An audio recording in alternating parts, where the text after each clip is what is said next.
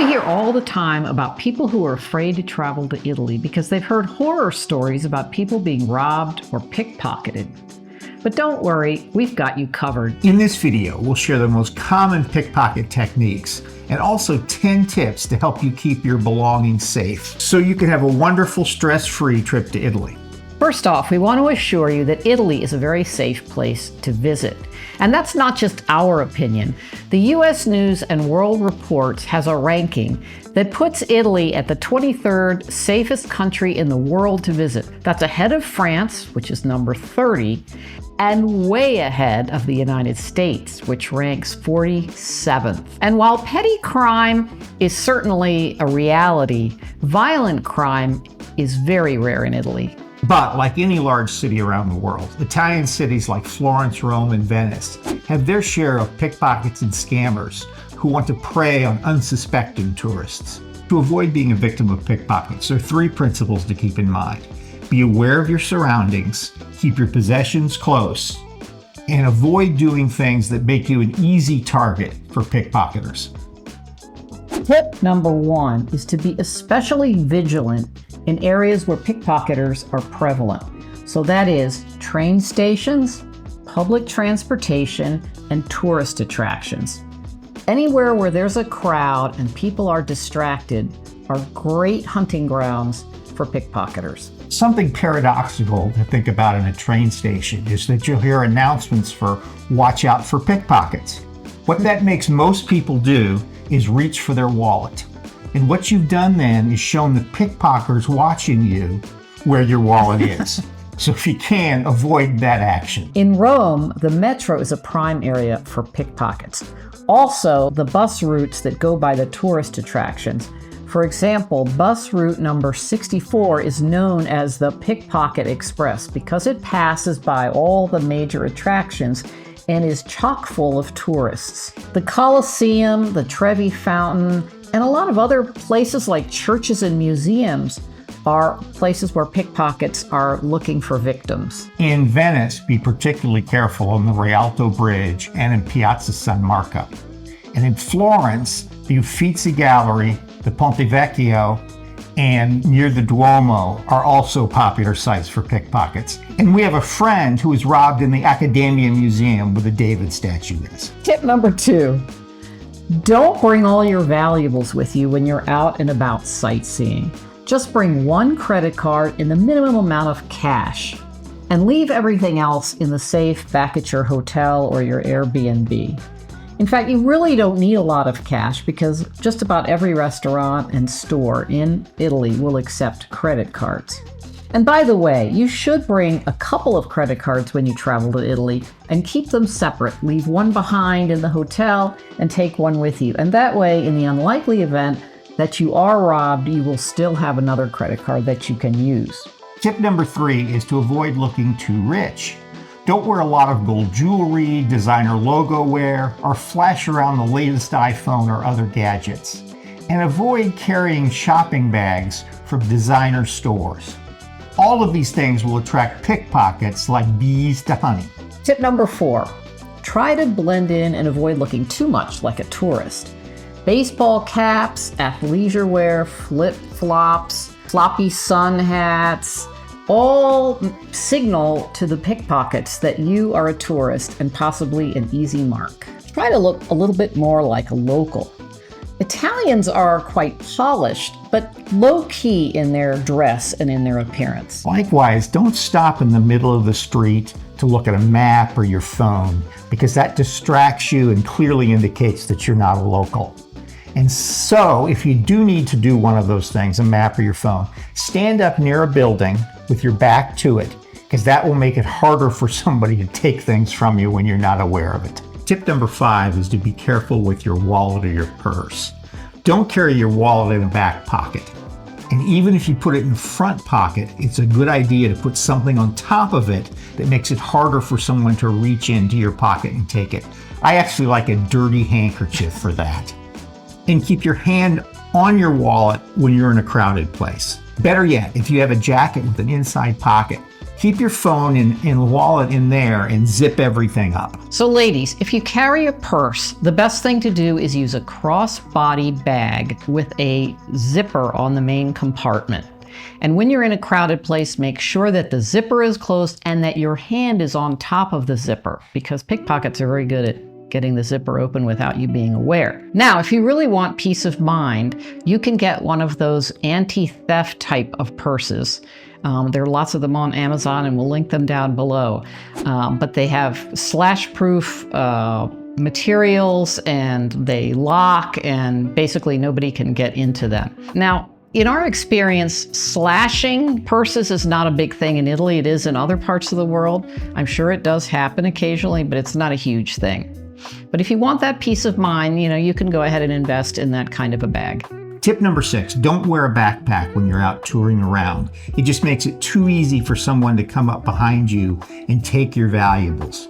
Now, when you have the backpack on your back while you're traveling, it's a good idea to get some locking carabiners to put between the zippers.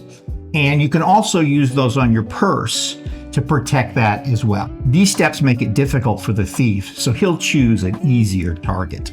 Tip number 7, in the unlikely event that you are robbed, make sure that you have made a paper copy of your important documents, like your passport, your driver's license, etc. And make sure you have the contact numbers of your credit card companies so that you can contact them immediately. Take a picture of your documents and email it to yourself so that you can access it from anywhere. And that will make it much easier to get replacements. Doing the email means it's on your computer in addition to your phone. So if your phone is stolen along with your passport and your credit cards, you still have access to this information. Tip number 8 is be careful when you're getting money out of a cash machine. Ideally, do it during daylight hours and make sure that there's no one lurking around. The best step would be to have a companion with you who can check for these lurkers and make sure that they're not there. And don't take out large quantities of cash at any one time. Every place takes credit cards, so you'll only need a little bit of cash for incidentals. And on the subject of cash machines, you actually want to avoid using what is a standalone or generic ATM in favor of using a bankomat, which is a cash machine at a bank. The bankomat will give you a much better exchange rate than a cash machine or a currency exchange booth. And you can see more about that in this video here. That distinction between a bankomat and a machine that just says ATM is really important, as we point out in that video. Tip number 9, don't put your phone down any place in public. A restaurant table is really a place that you can have your phone stolen from. A thief will come by and just grab it off the table. iPhones are particularly interesting to thieves because it's a valuable item that they can sell easily. Keep it safely out of sight. And if you really want to be secure, you can get a lanyard to hook to your phone so you can always have that around your arm or around your neck so you know where your phone is and somebody can't just take it away from you. Be aware of some of the most common tricks that pickpocketers use to prey on tourists. Just by being aware of them will make you much less susceptible. Here are some of the most common techniques pickpocketers use. The first one we'll talk about is commotions, somebody acting drunk or crazy. If you see or hear a loud commotion, often that's used just to distract you while somebody is lifting your wallet or taking your purse. The next one is usually used on the metro, in particular in Rome, and that is that groups of women, sometimes 3 or 4 women, a lot of times young women, not always, will come onto the metro, and you can recognize them because they have a big sling bag, and a lot of times they're carrying a coat over their arm or a newspaper to hide the hand that's going to now pick your pocket. And what they do is they'll jump on a crowded metro train right at the last moment. They'll grab your wallet and they'll jump off just as the doors close and the train moves out of the station. In addition to keeping your hand firmly over the zipper of your bag when you're in a crowded train, the best thing to do is to move away from the door and into the interior of the train, and then you won't be a target of these people that are jumping on and off the train with people's wallets. The next one is what I like to call the photo opportunity. It's not an opportunity for you to get a photo taken, but an opportunity for the thief to steal your belongings. They will come up and ask you to take a picture of them. And while you're doing that, their accomplice will be stealing your wallet. And don't get complacent if the person asking you looks like a businessman or a tourist. Often they'll be even pulling a suitcase. They're trying to fit in and make you an unsuspecting victim to this scam. An age-old trick that's used everywhere around the world is the shove. And basically what happens is you're in a crowded train or just in a crowd anywhere, and somebody shoves you. And while you kind of react to that and turn to look who's shoved you, they're lifting your wallet or got your hand in your purse. One time that happened to me on the Leonardo Express from the airport downtown, but I was ready for it and had my wallet protected, and they weren't able to take anything away from me. And then there's the fake cleanup. You'll feel something on your shoulder and it'll look like something like bird poop. And someone will rush up and offer to help clean it off with napkins or towels. That's a distraction, so their accomplice can be lifting your wallet. The next one is the asking directions ploy. So you're sitting in a restaurant and you have your phone on the table, which you shouldn't have, but many people do, and us included sometimes. Anyway, someone will come up with a map in their hand, and they will put the map down on the table and ask you for directions to such and such location. And what they're doing while you're kind of looking at the map with them is they've got their hand under the map and they're stealing your phone, and then they fold up their map and say thank you, and they leave, and you don't even realize until a couple minutes later that your phone is gone. And the last one we'll talk about are purse snatchers on motorbikes. You're walking down the street looking around and somebody comes by you and grabs your purse off your arm and speeds away on the motorbike. Now, we've never seen this happen ourselves, but we've heard reports of it, particularly from Sicily.